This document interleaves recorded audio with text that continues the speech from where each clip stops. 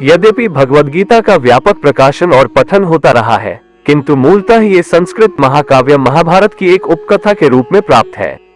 महाभारत में वर्तमान कलियुग तक की घटनाओं का विवरण मिलता है। इसी युग के प्रारंभ में आज से लगभग 5000 वर्ष पूर्व भगवान श्री कृष्ण ने अपने मित्र तथा भक्त अर्जुन को भगवद्गीता का उपदेश दिया था।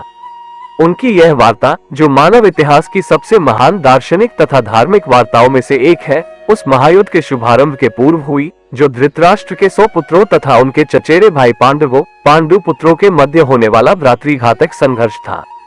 धृतराष्ट्र तथा पांडु भाई थे, जिनका जन्म कुरुवंश में हुआ था और वे राजा भरत के वंशज थे, जिनके नाम पर ही महाभारत नाम पड़ा।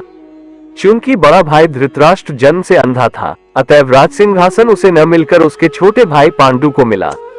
पांडु की मृत्यु अल्पायु में हो गई, अतएव उसके 5 पुत्र युधिष्ठिर, भीम, अर्जुन, नकुल तथा सहदेव धृतराष्ट्र की देखरेख में रख दिए गए, क्योंकि उसे कुछ काल के लिए राजा बना दिया गया था। इस तरह धृतराष्ट्र तथा पांडु के पुत्र एक ही राजमहल में बड़े हुए। दोनों ही को गुरु द्रोण द्वारा सैन्य कला का प्रशिक्षण दिया गया और पूज्य भीष्म पितामह उनके परामर्शदाता थे। तथापि धृतराष्ट्र के पुत्र, विशेष सबसे बड़ा पुत्र दुर्योधन, पांडवों से घृणा और ईर्ष्या करता था।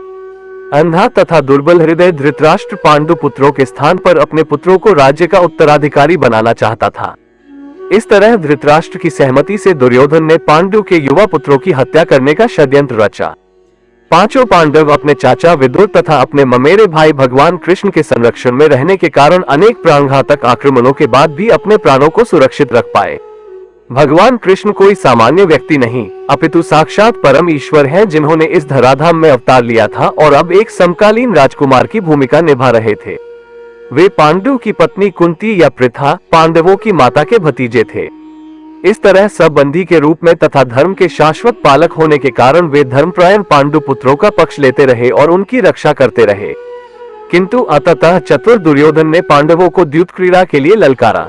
उस निर्णायक स्पर्धा में दुर्योधन तथा उसके भाइयों ने पांडवों की सती पत्नी द्रौपदी पर अधिकार प्राप्त कर लिया और फिर उसे राजाओं तथा राजकुमारों की सभा के मध्य निर्व करने का प्रयास किया।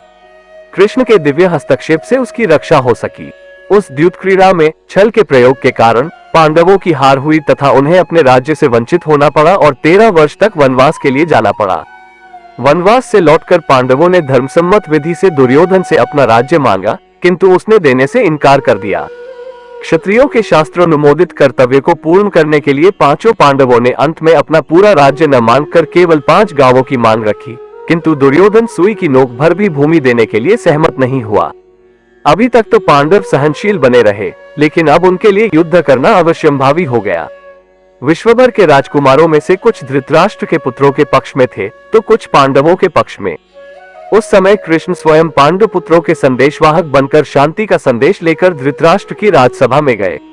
जब उनकी याचना अस्वीकृत हो गई, तो युद्ध निश्चित था।